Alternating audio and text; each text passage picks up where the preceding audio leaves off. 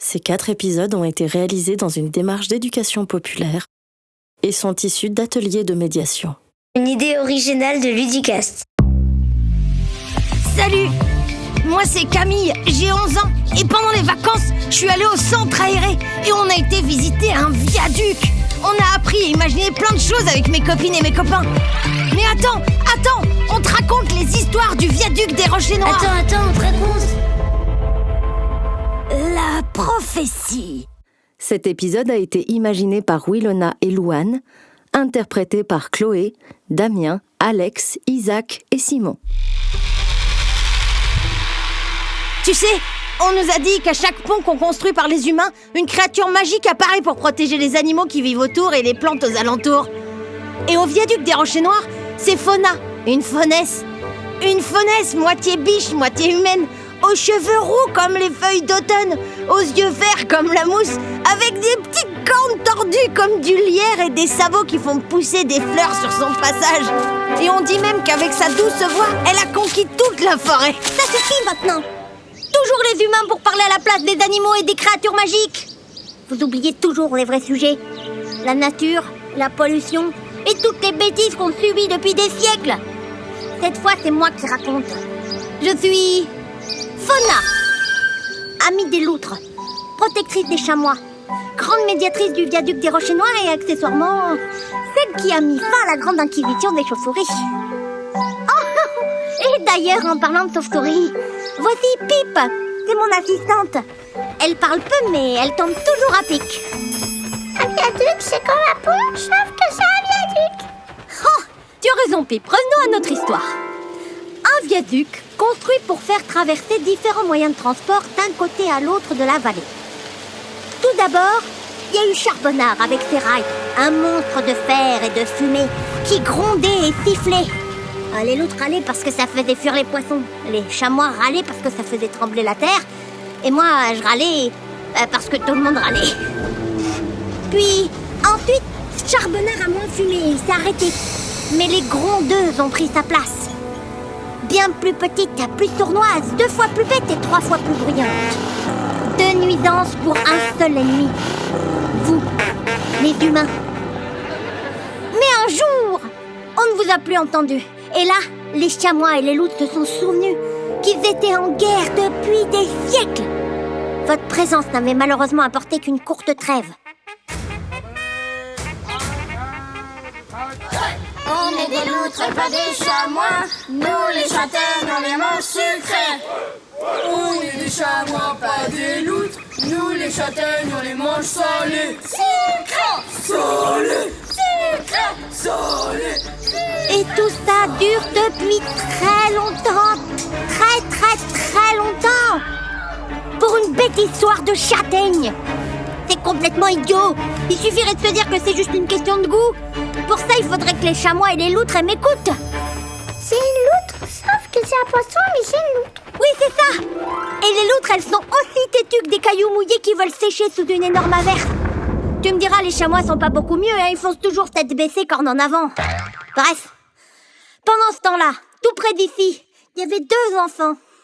Lilou et Tony. Ils connaissaient le viaduc depuis qu'ils étaient tout petits. Depuis le jardin de Firmin. C'est un magnifique jardin, avec un très beau point de vue sur le viaduc. C'est un endroit merveilleux, où on prend le temps de sentir la terre respirer, de regarder les plantes pousser et d'écouter les abeilles voler. Et depuis tout ce temps où le viaduc était fermé, Lilou et Tony rêvaient de venir le voir de tout près. Lilou, il est encore plus grand en vrai. On dirait presque qu'il touche les nuages. Regarde Tony, on voit la rivière. Non, ma casquette. C'était ma préférée. Elle avait sûrement envie de reprendre sa liberté. Quoi? Non mais oh! Encore un truc d'humain qui tombe dans la nature? Vous avez déjà regardé autour de vous? Dans l'eau, il y a des sacs, des bouteilles, des bouts de plastique. Et sur la terre, il y a des canettes, des papiers, des restes de pique-nique. Les oiseaux confondent vos déchets avec de la nourriture. Et les castors s'en servent pour faire des radeaux. Si ça continue, je vais finir par croiser un chamois avec un bonnet, des lunettes de soleil et une perche à selfie. Et vous me direz encore, c'est pas fait exprès. Mais promis, je voulais pas polluer. Elle a juste glissé. Oui, c'est souvent pas fait exprès, mais quand même.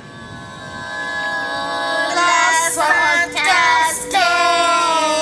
La prophétie. Quand la sainte casquette descendra du ciel, 2 prophètes rétabliront la vérité. La sainte casquette. Attends, mais elle parle de la tienne? Bah ouais, qui parle de la mienne. Elle est magique, ma casquette. Ou alors elle est juste tombée? Ouais, un peu des deux. Quand la sainte casquette descendra du ciel, 2 prophètes rétabliront la vérité. Ah, attendez, Madame la Faunesse. Ça veut dire que ça fait de nous des prophètes? Ouais, des prophètes en basket. Enfin, j'ai des Salomon, mais trop fort. Trop fort. C'est quand même chelou, hein. Parce que nous, à la base, on venait juste regarder le viaduc, hein. Pas sauver le monde, hein. Plus exactement, vous allez peut-être mettre fin à une très longue guerre. Celle qui oppose les loutres qui préfèrent les châtaignes sucrées et les chamois qui les préfèrent salées. Quoi? Ils se font la guerre juste pour ça? Humains ou animaux, il y en a qui se font la guerre pour moins que ça, hein. Alors, vous en dites quoi pour les châtaignes? Vous les préférez sucrés ou salés? Ben, salé. Bah, moi en sucré. Ouais, ça dépend ce que tu préfères. Moi, j'aime bien les deux. Chamois et loutres sont unis, les châtaignes c'est pour la vie. Sucré, salé, sucré, salé. Quoi? C'est tout? Leur guerre, là? C'est terminé? Eh ben, si ça pouvait être aussi simple avec les humains. Voilà, vous l'avez bien dit, hein. Bref, ils ont enfin compris que l'important, c'est pas que les châtaignes, elles soient sucrées ou salées, mais qu'elles soient partagées. Ouais, c'est comme une sorte de goûter de la paix. Oui, exactement. Un goûter de la paix. Et toi qui écoutes, oui, toi, derrière là. Oui, quand tu viendras sur le viaduc, viens comme Tony et Lilou dans l'histoire pour écouter, sentir et respecter. Et en évitant de faire tomber sa casquette. Ouais, mais au moins, ça a permis de mettre fin à une guerre millénaire. Un taco, c'est comme un train, sauf que c'est un tramway. Oui, Pip, tu as raison. Mais aujourd'hui, sur le viaduc, on vient à pied, à cheval ou en vélo. Tu sais, on appelle ça la mobilité douce.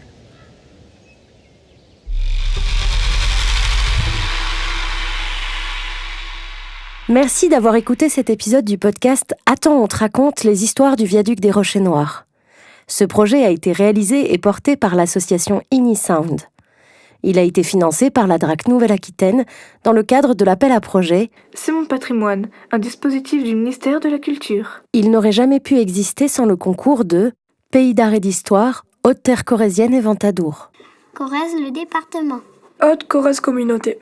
La commune de Sursac. Et Corrèze Tourisme.